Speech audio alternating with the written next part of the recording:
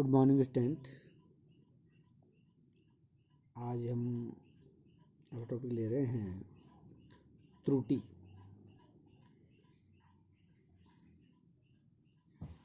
त्रुटि यानी कि भौतिक राशियों को जब नापते हैं, जब मापन किया जाता है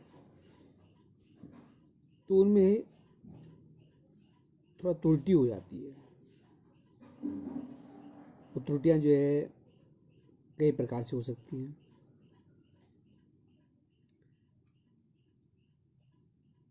इससे पहले हम यथार्थ मान के बारे में जो है कुछ समझने की कोशिश करते हैं।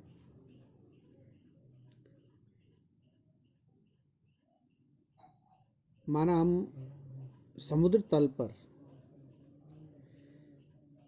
गुरुत्वीय त्वरण जी का मान ज्ञात करना चाहते हैं। ठीक है, समुद्र तल पर गुरुत्वीय त्वरण जो स्मॉल जी होता है उसका मान हम ज्ञात करना चाहते हैं। जी का मान जो वास्तविक मान जी का है वो 9.8 मीटर प्रति सेकंड स्क्वायर होता है। जी का वास्तविक जो मान होता है, जो प्रयोगों के द्वारा जो सही ढंग से निकाला गया मान है, जिसे हम वास्तविक मान कहते हैं, यथार्थ मान इसको कहते हैं, उसका मान होता है 9.8 मीटर प्रति सेकंड का स्क्वायर। ठीक, हमने कहा कि हम समुद्र तल पर जी का मान ज्ञात करना चाहते हैं, तो हम प्रयोग करेंगे और प्रयोग करने के बाद माना हमारा प्रायोगिक जो मान है वो 9.6 मीटर प्रति सेकंड स्क्वायर आता है। कितना आता है? 9.6 मीटर प्रति सेकंड का स्क्वायर आता है। फिर हमने दोबारा प्रयोग किया और दोबारा प्रयोग करने पर जो मान आया वो आया 9.7 मीटर पर सेकंड स्क्वायर। इस प्रकार से आता है। तो इन दोनों मानों में जो हमने प्रायोगिक मान निकाले हैं, प्रयोग करके हमने निकाला है, एक का मान 9.6 मीटर पर सेकंड आया पहले प्रयोग से, दूसरा प्रयोग किया उसका 9.7 मीटर पर सेकंड स्क्वायर आया, जबकि वास्तविक जो मान होता है वो 9.8 मीटर पर सेकंड स्क्वायर होता है। अब हम इन दोनों मानों में जो 9.6 हमारा आया है, 9.7 आया, इसमें से हम किसको सही माने कि ये मान हमारा जो है लगभग सही है, तो जो 9.8 के नज़दीक होगा उसको हम सही मानेंगे, यानी कि उसको हम यथार्थ मानेंगे। तो 9.7 मीटर पर सेकंड वाला जो मान होगा उसे हम क्या मानेंगे? अधिक यथार्थ मानेंगे, उसको अधिक शुद्ध मानेंगे हम। इसी प्रकार से अगला उदाहरण लेते हैं। माना किसी वस्तु की लंबाई मापना चाहते हैं हम, और हमने उस वस्तु की लंबाई नापी और वो 1.5 सेंटीमीटर निकली। हमने प्रयोग किया, पहली बार हमने नापी तो 1.5 सेंटीमीटर निकला। दूसरी बार फिर हमने उसको नापा तो उसकी जो लंबाई निकली वो 1.51 सेंटीमीटर आई। ठीक है, अब देखिए हम मीटर स्केल से इसको माप रहे हैं और मीटर स्केल के द्वारा यदि हम 1.5 सेंटीमीटर को मापते हैं, वह दूरी हमारी मीटर स्केल पर आपको दिखाई देगी, 1.5 दिखाई देगा। लेकिन 1.51 ये हम पूरी की पूरी जो लंबाई ये है इसको मीटर स्केल पर नहीं दर्शा सकते हैं, नहीं बता सकते हैं कि कहाँ पर जो है 1.51 होगा। तो इस प्रकार से हम कह सकते हैं कि 1.5 सेंटीमीटर जो हमने मापा है, तो ये हमारा क्या है, यथार्थ माप हुई। इसे हम क्या कहेंगे, यथार्थ माप कहेंगे। और 1.51 सेंटीमीटर जिसको हम मीटर स्केल पर नहीं माप सकते हैं, इसे हम परिशुद्ध माप कहते हैं। और इस प्रकार की जो माप होती है जिसको हम मीटर स्केल से नहीं माप सकते हैं, उसके लिए हमें दूसरे उपकरण का उपयोग करना होगा, दूसरे स्केल का प्रयोग करना होगा, और वो हमारा होता है वर्नियर पैमाना। यानी कि वर्नियर कैलिपर्स की सहायता से हम इस माप को माप सकते हैं। तो किसी यंत्र द्वारा वह न्यूनतम माप जिसे हम शुद्धतापूर्वक माप सकते हैं, वह उसका अल्पतमांक कहलाता है। ठीक है। तो इस प्रकार से हम त्रुटि में यथार्थ मान को हमको देखना होता है, निकालना होता है कि यथार्थ मान कौन सा है, शुद्ध मान कौन सा है। ठीक है। तो हम इस प्रकार से एग्जाम्पल लिख भी सकते हैं इसको। यथार्थ मान, हमने आपके पास 2 एग्जाम्पल दिए हैं, उसको हम लिख भी सकते हैं। ठीक है। तो जैसे हमने यहाँ पर आपके पास है मीटर स्केल है 1, यहाँ पर हम 2 सेंटीमीटर, यहाँ पर 3 सेंटीमीटर हो गया है। और इस प्रकार से इसको हमने डिवाइड कर दिया 10 भागों में, 10 भागों में डिवाइड कर दिया है। ठीक है। इसका बीच का भाग हो गया है ये। ठीक। तो 1.5 यहाँ पर हमारे पास आ गया 1 हो गया है, 0 1 2, तो 1 पूरा यहाँ तक हो गया, 0.5 ये यहाँ पे 1.5 हो गया है। इसको माप सकते हैं मीटर स्केल की सहायता से। लेकिन 1.51, क्योंकि ये जो आपका एक खाना होता है वो 0.1 सेंटीमीटर का होता है, ये 0.1 सेंटीमीटर का, जबकि 1.51 जो आपके पास है 1.51, ये जो मान यहाँ पर जो है 1.5 तक नाप सकते हैं, लेकिन उसके बाद वाला जो माप है 0.01, इसको हम मीटर पैमाने की सहायता से नहीं माप सकते हैं। ठीक है। तो इसको मापने के लिए हमें क्या करना पड़ेगा, वर्नियर कैलिपर्स का प्रयोग करना पड़ेगा। इससे और छोटी माप 0.001 सेंटीमीटर, तो इसके लिए स्क्रू गेज होता है, उसका प्रयोग जो हमको यहाँ पर करना होता है। तो ये मीटर पैमाने का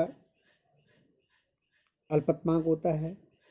मीटर पैमाने के द्वारा हम 0.1 सेंटीमीटर लंबाई तक शुद्ध माप ले सकते हैं, शुद्ध माप सकते हैं।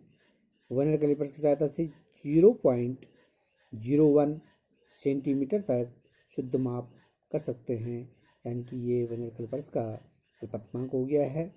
और इसी प्रकार से 0.001 सेंटीमीटर स्क्रू गेज की सहायता से हम क्या कर सकते हैं, इसको माप सकते हैं।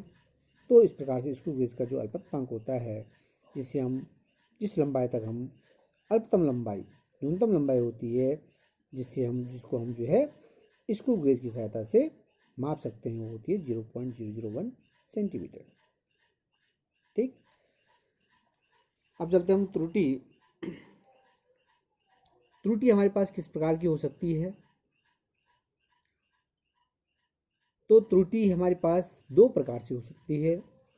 एक होती है क्रमबद्ध त्रुटियाँ, जो क्रमबद्ध चल रही हैं, लगातार होती रहती हैं त्रुटियाँ, उसे कहेंगे क्रमबद्ध त्रुटियाँ।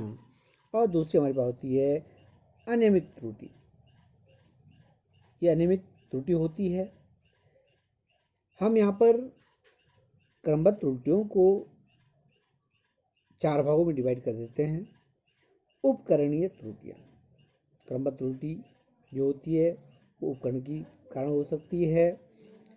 ये त्रुटि उपकरण की शून्यांक त्रुटि हो सकती है। ये त्रुटि व्यक्तिगत त्रुटियाँ भी होती हैं और इसमें जो प्रयोगी तकनीक में अपूर्णता के कारण भी ये त्रुटियाँ हो सकती हैं। तो उपकरणीय त्रुटियाँ होती हैं यदि आपके पास जो उपकरण है जिससे हम किसी वस्तु की माप कर रहे हैं वो उसमें कोई त्रुटि है तो ये उपकरणीय त्रुटि कहलाएगी। उपकरण की शून्यांक त्रुटि होती है। तो शून्यांक त्रुटि को समझने के लिए हम शून्यांक त्रुटि, उपकरण की शून्यांक त्रुटि हमारे पास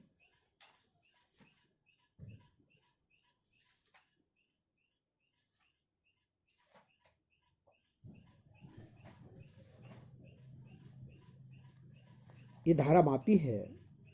धारामापी में इस प्रकार से स्केल आपके पास 0 होगा। यहाँ पे आप 2 एम्पियर नाप सकते हैं, 4 एम्पियर, 6 एम्पियर, इसी प्रकार से दर्शित होता है ये, ठीक। और हमने इस उपकरण को लिया, धारामापी को लिया, और जब हमने धारामापी को लिया तो हमारी जो सुई यहाँ पर थी, सुई जो है वो 0 पे ना होकर के, 0 पॉइंट है, 0 पे ना होकर के ये 2 पर है। हमने प्रयोग किया तो हमारा मान जो है 2 यहाँ पर क्या हो गया, अधिक आ जाएगा।